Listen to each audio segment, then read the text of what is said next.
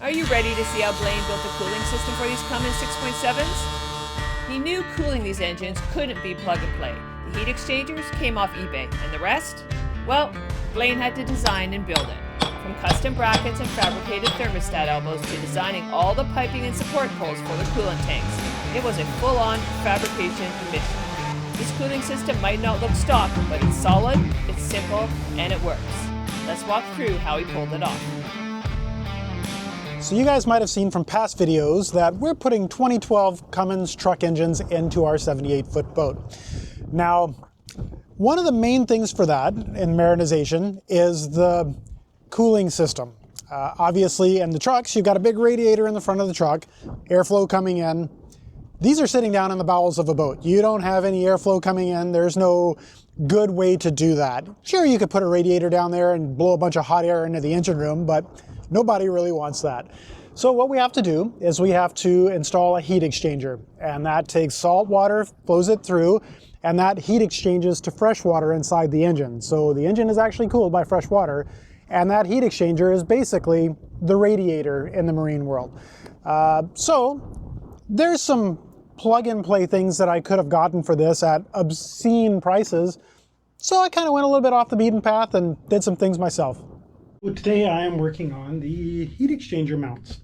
So I've got here, one of the things with this engine is the heat exchangers that we have for them are oversized.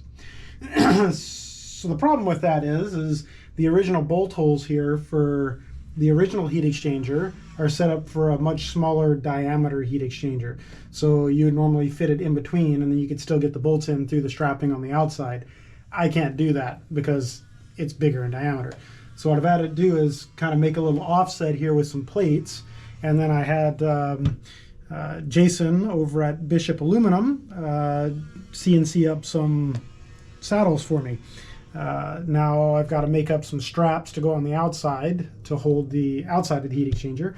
But that's basically going to be what it's going to look like there. And as you can see, that should work out pretty nicely. So I'm hoping to finish these up today. I'll have to get Janice to do some painting on the two steel brackets, but it's coming together. That should work out pretty well, I think. Hi. I'm just marking these so they always stay together as a pair, because I had to drill really long holes through here and they don't always end up perfectly centered.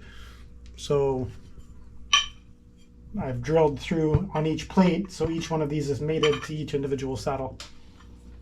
So now Janice gets to paint. Oh, more painting. More painting. Okay. Just for you. Everybody, 3 weeks until we leave on the Great Siberian Sushi Run. If you want to get real-time updates, access to our Discord chat, and a few other perks, check out our website, www.onboardtangaroa.com. We also have a new merch line launching just for the Great Siberian Sushi Run. Check it out. The best way to support us is just simply hitting the subscribe button. We know 50% of you out there are not subscribed, so hit that button, help us out. So for my coolant reservoir tanks, or I guess these are pressure tanks, I chose something that was already available in the, I wouldn't even say aftermarket, it was available in an OEM production setup. They're actually for Freightliners, so they're made for big truck diesel engines, and they're a fairly large capacity, which gives me lots of expansion capacity, lots of coolant capacity. It also gives me the ability to have these engines self-bleed. There's a pipe off the bottom that goes into where the coolant pump would pull suction, and then there's two nipples at the top that you can put to various other places on the engine to basically promote flow through those areas. So what I do is I usually put them in places where I know air will collect. So I did one at the top of my thermostat elbow, and then I did one at the top of the exhaust manifold. And when the truck is under, when the boat is underway, you can actually watch the coolant flow through. They're clear tanks, so you can see everything in them, and you can watch to see if you have air flowing through or if you've got coolant flowing through, and you know whether or not you've got an airlock or not. So they work really well for that. I originally just wanted to mount these on a round pole in front of the engines. However, it wasn't really rigid and firm enough for what I wanted to hang those bottles off of, so I had to modify that a little bit. You'll see that a little bit later in the video. So Tyler next door at Bishop Aluminum has built up some rails for me. And these are rails to hold my coolant reservoirs. My lovely assistant.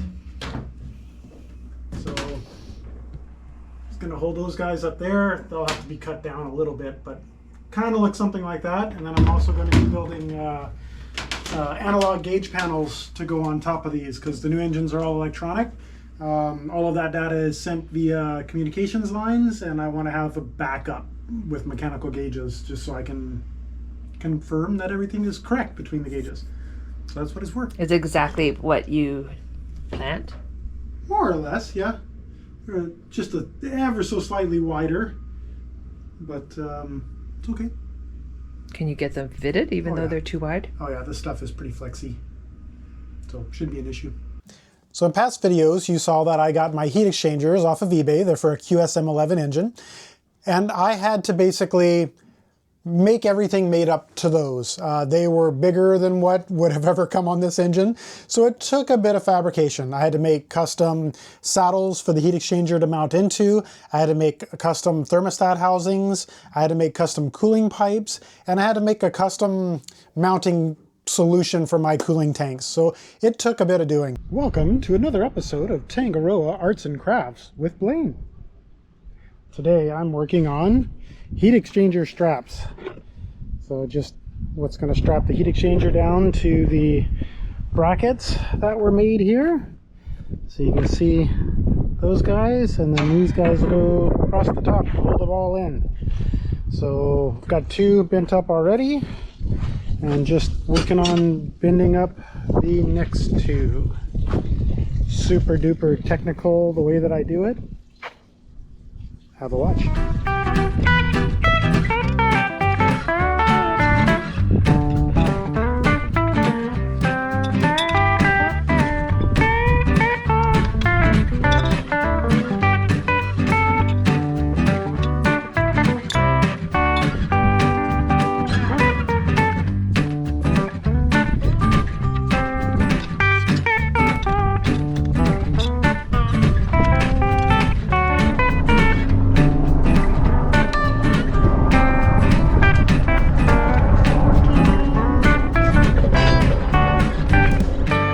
Next come up my brackets for my heat exchangers. These are what holds the saddles in place.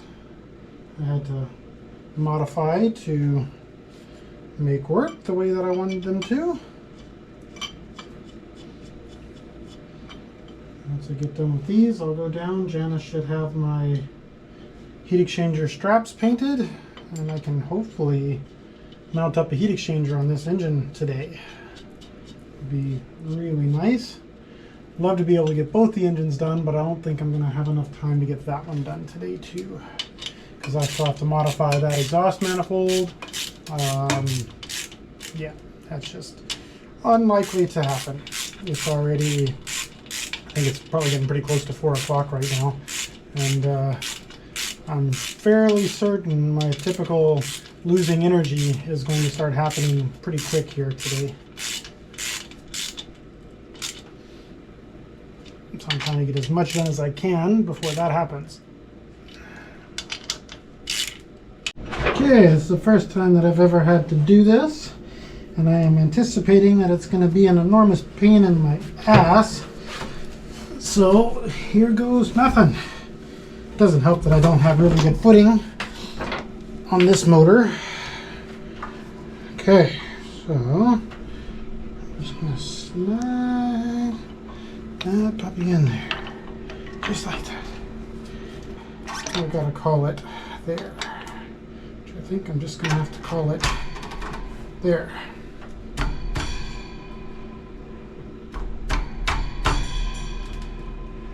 And I have my doubts that's going to work with the turbocharger where it needs to go.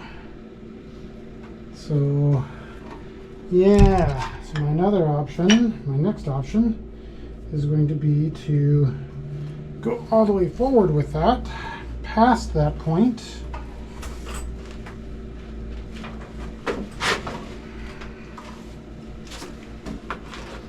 which is going to be kind of around there, which could work. That's a decent fit, I guess. Gets me pretty close to the alternator, and I don't think I'm going to have room for fittings on my front of my exhaust manifold though. So I'm thinking that might not be possible either.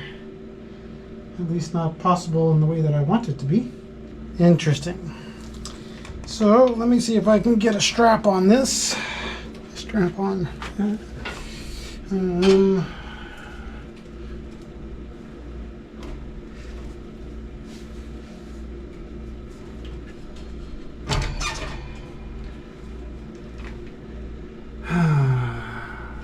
is muy unfortunate.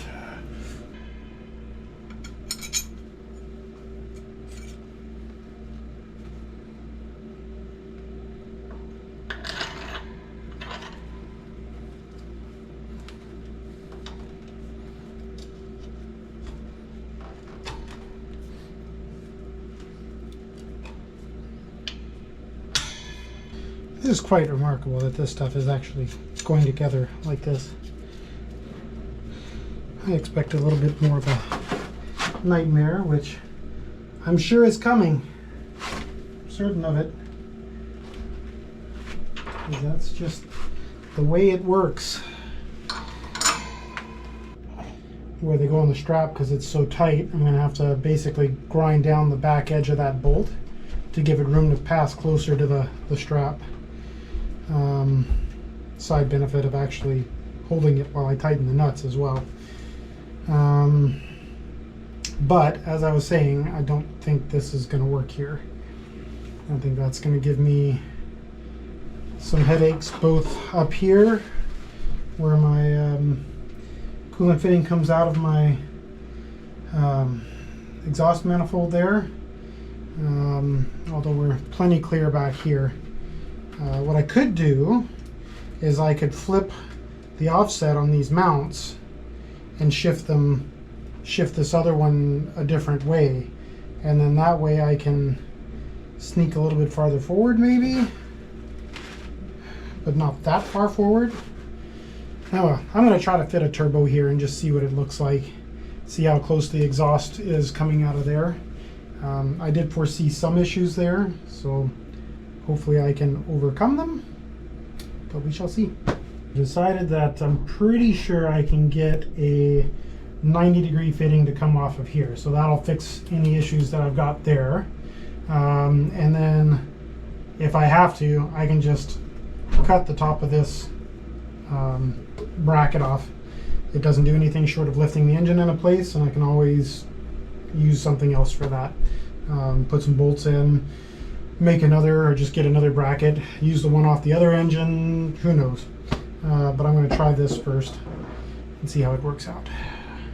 So on the thermostat housings, one of the main reasons why I had to fabricate the ones that I've made, a couple of reasons for that. One, the pipe sizing is larger going into the QSM11 heat exchanger than what came off of the original truck 6.7 thermostat housing. Secondly, the 6.7 truck thermostat housing sends the pipe in a completely useless direction for what I needed. Rather than pointing toward the aft side of the engine, it pushes it across the front of the engine. So I would have had to come off of that, do a 180-degree elbow, and come all the way back around to the heat exchanger, which would have looked completely stupid. So made it simple, made a housing to go on top of the thermostat, and it kicks it right to the front of the heat exchanger. Clean, simple, functional. So what I'm working on today is I've had to build these thermostat housings. The ones that came with the truck engines went to the totally wrong side of the motor. So what I've had to do, I could have gone with a smaller pipe and then adapted it up to the bigger pipe, because this is the correct size to fit onto the heat exchanger. However, it just would have made everything a little bit more ugly, I guess would be the word. So what I've done is I've taken the big pipe, and unfortunately I've got the bolt holes here that I'm going to be really close to when I'm welding around here, to the point where they might actually interfere with the where I'm welding. So two things I've done. One, I've already done it, so unfortunately I'll have to video it maybe on the next one. But I've done 2 relief cuts into this, and then I've hammered down this area here, so it's actually closed it up and flattened it in. So basically this is kind of like a flat, round, flat, round, flat. So I've got flats by every bolt hole to pull it in farther away to give me room to get bolts in there. So now I'm just at the point where I'm welding it, and I've cut a really deep root onto that pipe, so I can make my outer edge of my weld fairly flat on here and still get lots of metal there on the flange. So yeah, just weld it up here. It's always a little challenging working with weird shaped stuff for getting it laid out where you're comfortable welding.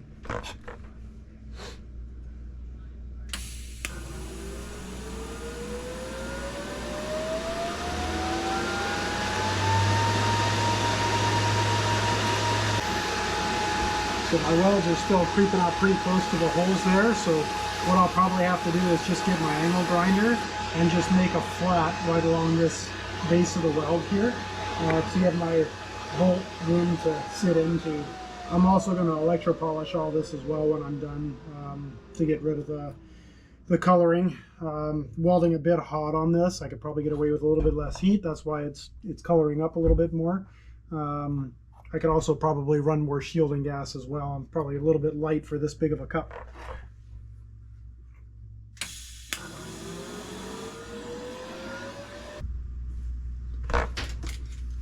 Some people have really nice handy fixturing tools. Yeah, I don't have that on board this boat.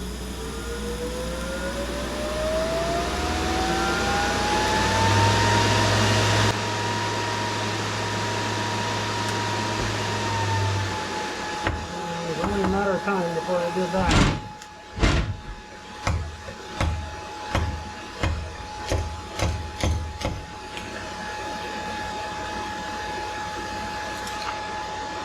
No! Yeah.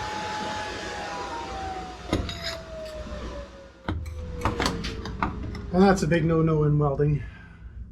I'm pretty sure they would make you do it all over again if you did that in some sort of a professional sense. But I'm not worried about it. I'm really, really not.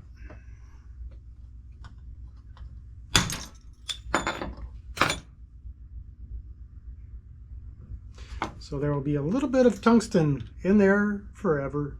All right, gotta go sharpen this. All right, so there's my thermostat housing. I gotta weld a few more fittings onto it, but that's the hardest part anyway. And then I've got to do a fitting off of that, and then another elbow to mate up with my heat exchanger. And then I'm going to put a little bracket off the bottom for support as well, because this is just 3 6mm bolts, and I don't want all that hanging off of those. So I'll have a little support just to give it some rigidity so it doesn't crack. Okay, so working on the thermostat housing. This is the original one that I cut to out of steel to start with, and then I changed my mind.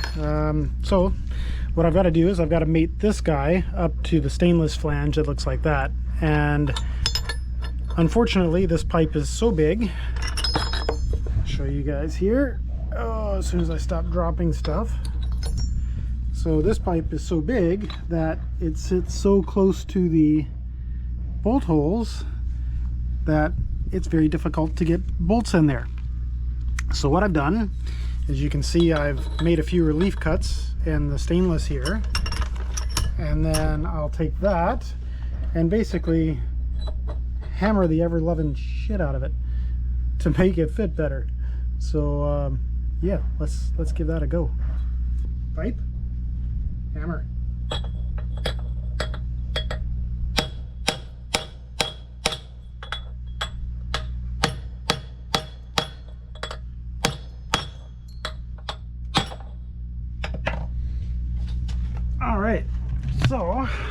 when you're done beating the snot out of it, you end up with something like that. So as you can see, I've got flat, flat, and flat. And when I go to set it back down onto my plate now, let's see here. Which side was it? I believe it's something like that. And you can see now,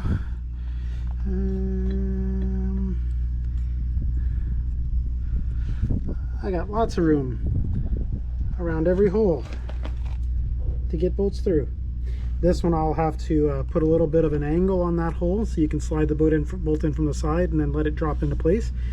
And then I'm going to put a big bevel around this whole thing just so I can get all of my weld in here and not have as much hang out the sides, because obviously when I'm going by the bolt holes I don't want weld protruding out because that's going to interfere with the bolt hole.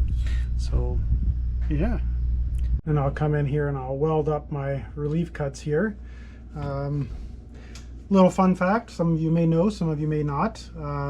Stainless steel has a very, very high melting point, so I use it a lot for exhaust manifolds, these days turbine housings on turbochargers, things like that, because it's got a very, very high temperature threshold.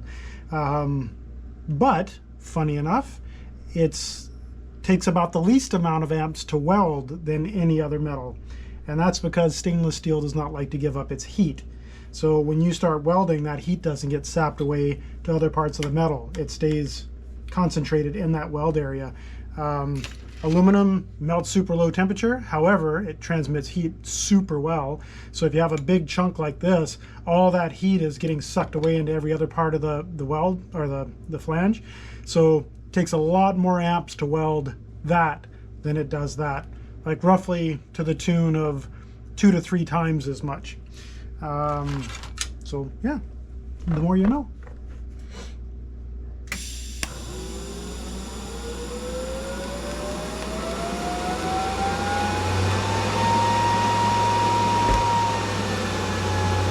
So when it gets towards the end of the day and you're tired, what you want to do is triple check everything.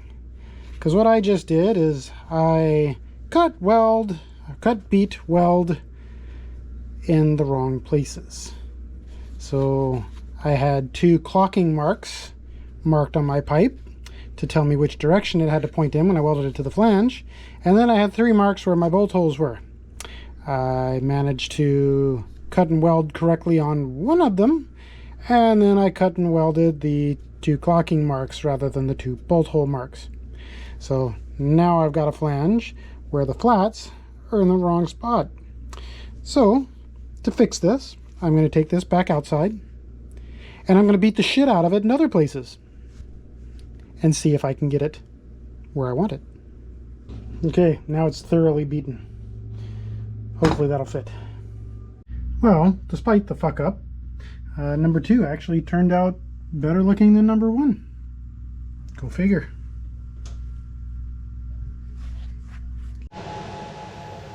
Well, I've decided to change up the configuration of my my handrail slash rail to hold my reservoir. This just made a little bit more sense rather than having 2 vertical beams right next to each other. I just tie it into this beam, and that gives it a little bit of rigidity for swinging this way. So I'm just going to go ahead and do a bit of weld here just to get it held good and solid, and then I'll have to break my tacks loose on my bottom plate on that side and then re-weld them.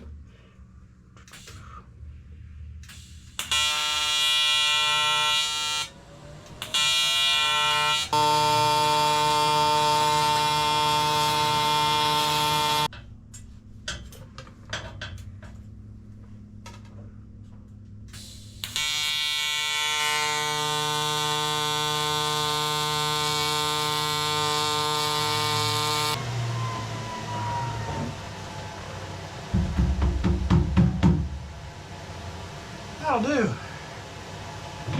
So for the other side of the heat exchanger, we got the thermostat housing on one side. The other side flow has got to flow back to the water pump. So I had to fabricate a pipe to go from point A to point B. I went with a pipe just because I like the look of it. Rather than having a soft hose that's kind of hanging out, I wanted something that was rigid, fit in there well. Stainless steel looks really good when it's all polished up in there. So yeah, I did the whole thing out of stainless steel.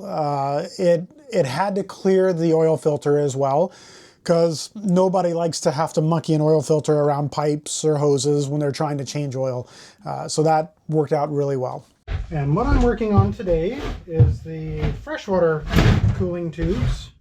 So these are what go from the heat exchanger to the engine.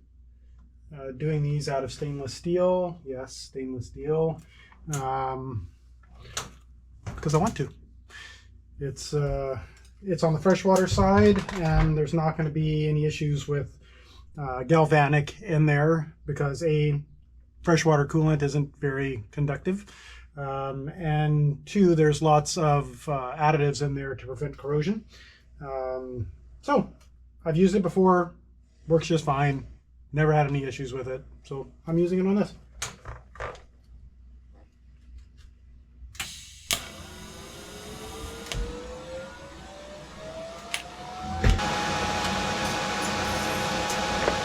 Okay. So I'm going to go ahead and cut another piece of this tubing and put a stub out here for a straight piece for the coupler. And then I'll adjust it for my depth, because I'm basically going to have another piece like that. And I just got to make sure that I nail that right. So what I find I like to do is I get my bends on first and a piece of straight. Really easy because you can work with either end on this. And then I butt that up against the hose, and then I measure my distance over here. So basically I need 1.25 inches more. So I've got to do my depth that I want there plus 1.25 inches. So I'm going to say 1.5 inches. So that's going to be 2 3/4 is what I'll be going to there. So I need two 2 3/4 inch stub pipes. All right, got my little stub pipe made up here. Just gonna get it a little tack on to the other pipe, and then we'll fit and mark the tube for mating up to the other one.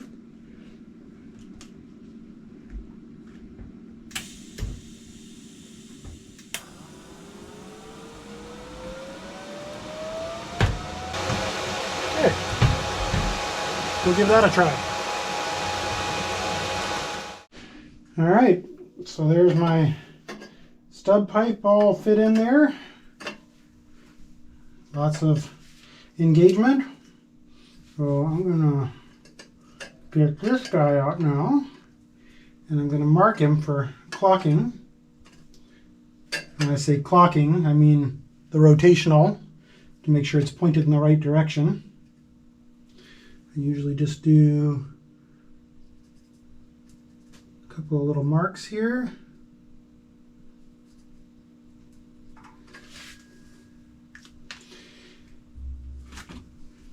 Now,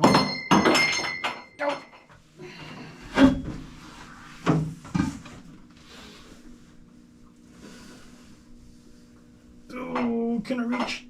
Oh, just, okay.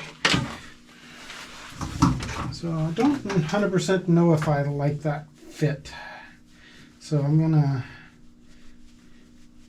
erase my marks, and then I'm gonna rock that guy a little farther out, because I mean, this is unlikely going to be perfect, but I would like it to be as close as possible. Straight with the frame rail, horizontally matching.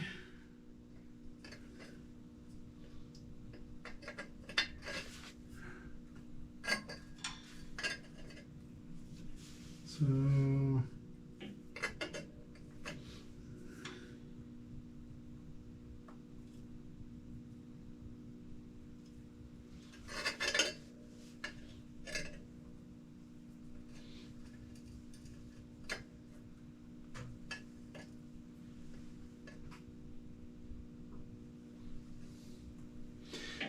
I am unlikely going to be able to have both of those things, but I can cheat it up just a little bit.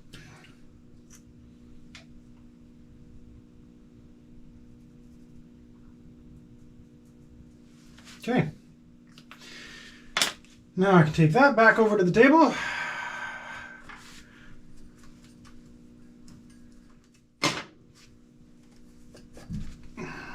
And give that a tack together.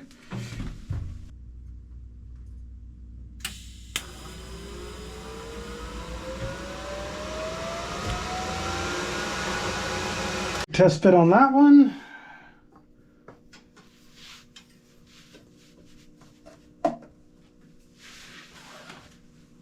Looks pretty good to me. So I got to do one more stub onto the end of this one, just so I have a little bit better engagement into the silicone, because it doesn't work very well when you try to slide a bit of silicone right onto the radius of a bend. It doesn't clamp well. So I'm going to weld a little straight chunk on that just so I can get something to get a hose clamp on. And then that'll be sitting more like that. And then I've got to weld another piece in over here for a tube to go up to the coolant reservoir. So we're not done yet. Plus I got to weld it all up. All right, still got to weld that, but had to take a little break to go rescue Janice. But I'm back now. Now I've got to put in the little fitting here to go up to the coolant reservoir. But that's all tacked up together. I've got all the extensions put onto the ends. I've just got to weld a little bead on this side, but yeah, turned out pretty well. And then once I get that on there, I can weld it up permanently. And then I get to do it all over again for the other side. I am now a welder helper. It's not just gaskets and engine painting. Now I'm welding. At least you don't have to do the pedal this Squint. time.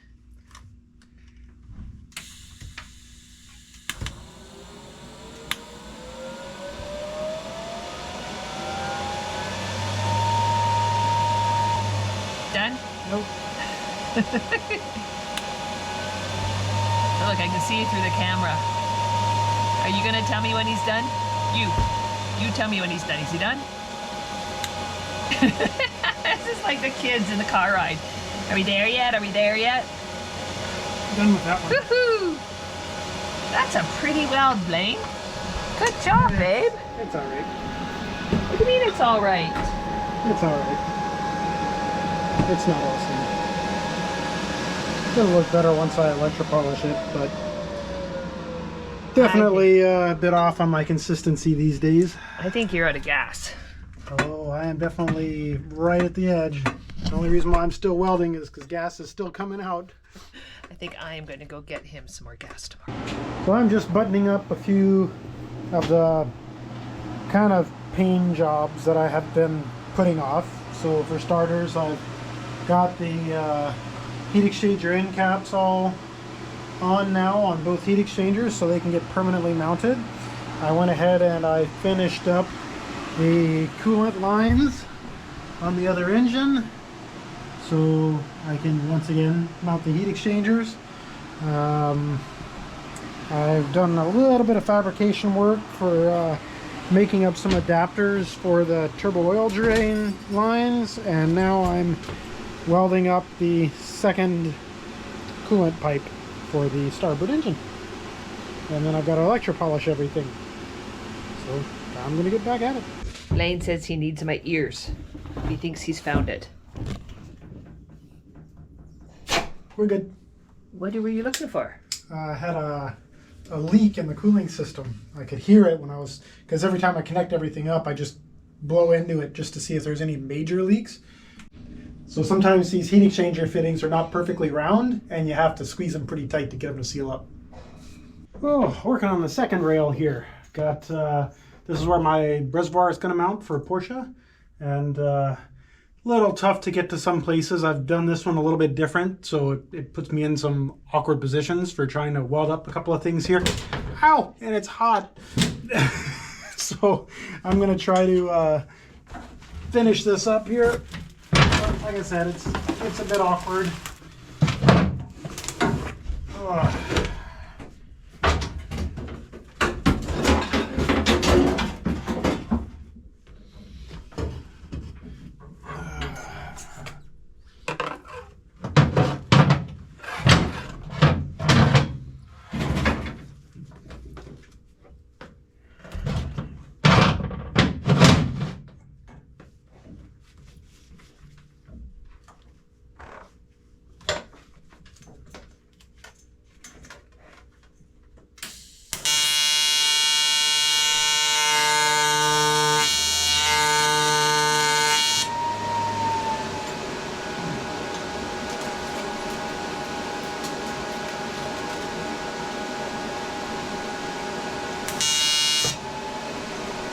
And this is my cooling system.